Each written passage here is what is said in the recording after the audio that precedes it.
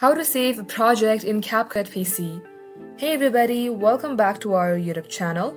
In today's video, you will learn how you can save your project in your Capcut PC.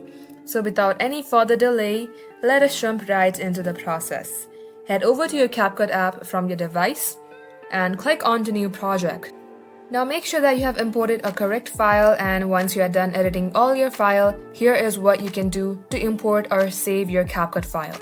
You will see your export option on your top right. Simply click onto it.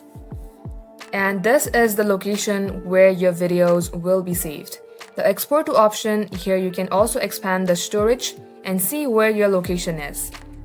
So in my case, it's on my C drive under videos under Capcut.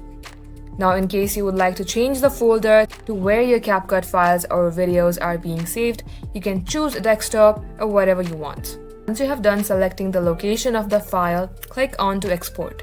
And just like so, this is how you can do it. Thank you for watching the video till the very end. In case it had helped you in any ways, then do like and subscribe. We hope to be back soon with more tutorials like this. In the meantime, stay updated.